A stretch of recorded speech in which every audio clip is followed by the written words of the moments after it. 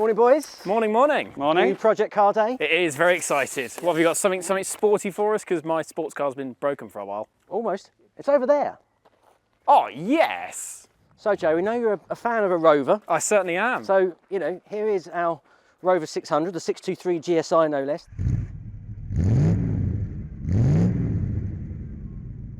Before we get started, courtesy of our friends at Teng Tools, you can win this 44-piece half-inch socket set worth over £370. Entries close on the 31st of August, so click the link in the description to enter, and good luck. Well, good morning everyone. You join me from the driver's seat of our mighty Rover, the 1999 623 GSI that Phil bought and is now in my custody for a while. I'm the videographer for Classics World. I go and film all the videos we do as well as present some of them. I also film each and every one of them travelling up and down the country to film all the presenters on the team and all the cars we feature. And over the next few days I've got a lot of miles to do. I've got around about 700 miles all in to do. I'm going to places like Peterborough, Gaydon. Why not get to know the Rover a bit? So I've parked up my company Mini and I'm going to be using the 600 to do some long distance to find out what this car's like as a motorway cruiser, as a mile muncher. First impressions though, the 600 is a really nice car to just drive generally. Because it's a GSI, I've got all the leather, all the trimmings, and it's electronically adjustable. So I've got my seat just so. It's lovely. It's really relaxing. Anyway, I'm not going to spend any more time talking to you while I'm sat in traffic. So let's get on the move a bit and we can find out over 4 days and around about 700 miles, what's it like to drive a Rover 600 as your motorway hauler.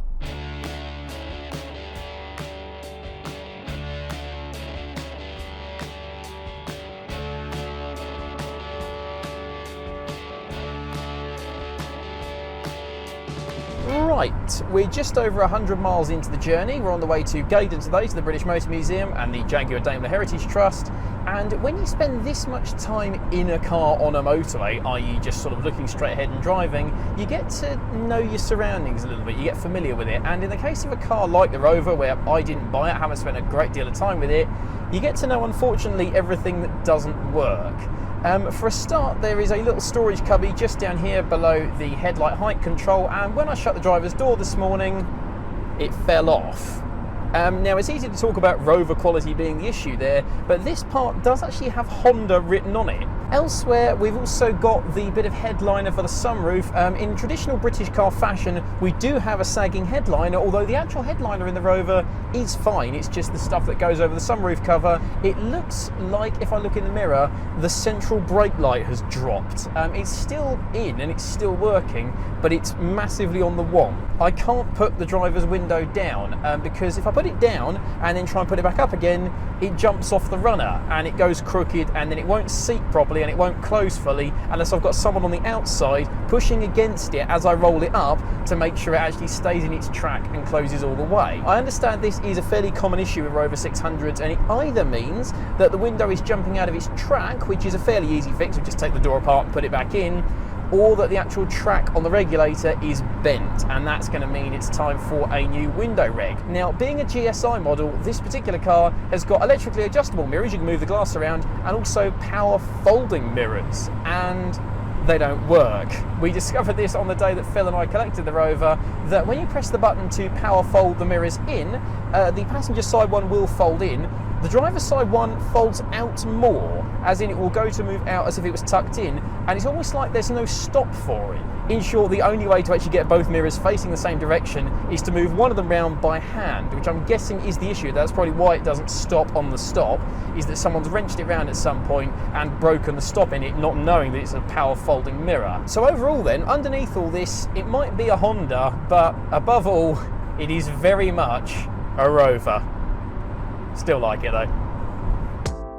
So another day on the road in the 600, and yesterday, quite apart from it peeing it down with rain pretty much all the way there and all the way back, this was a lovely thing to drive up to Gaydon. It was really relaxing, really smooth. It's been a while since I've had a big automatic barge that I can just waft along in, and it was so relaxing. I drove 330 miles, about 5-6 hours in total. I barely knew I'd driven anywhere. It was absolutely lovely.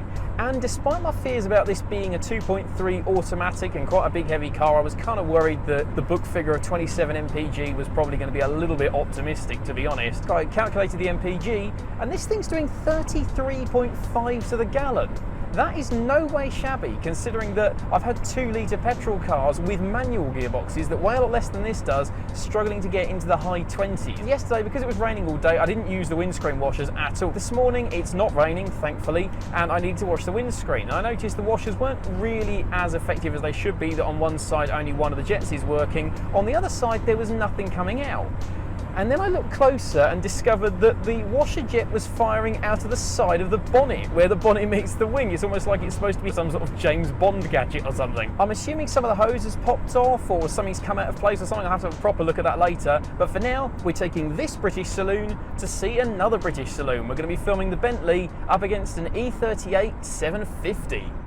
The next day, I traced the problem to a chafed and split washer hose. Simply trim it down, cable tie it tight, and after cleaning out the nozzles, we had much better screen washing. The Rover then got a good wash ahead of a trip to Peterborough for another shoot. So today is the Rover's starring moment. We're out in the fens with the 600. As you can see by the camera on the tripod, we're actually filming another video with it, and it's going up against another alternative rep car rival, contributor Skelton's Citroen Xantia, and it's been represented in the video by our man Jack Grover. Jack, what are your initial thoughts of the mighty Rover? It's the first time I've ever driven a Rover 600, and I have to say it was pretty much exactly as I expected, which is a perfectly good car because it is basically a Honda Accord with Rover finishings on top, and that's a pretty good combination. It's still not as good as a Xantia though. Which is what we're going to fight about. Well, quite. You'll have to watch the video, which will be out probably quite a long time after this one. CX. Well, you join me rather appropriately back on the motorway at the end of 4 days and what will add up to have been 880 miles in the 600. And in that time, I've learned a lot about it, and I have to say, I really have rather fallen for it. Yes, there are things to sort, but it does still have that Rover charm to it, that kind of faithful old dog personality that makes Rovers so very appealing to a lot of us in the classic car scene.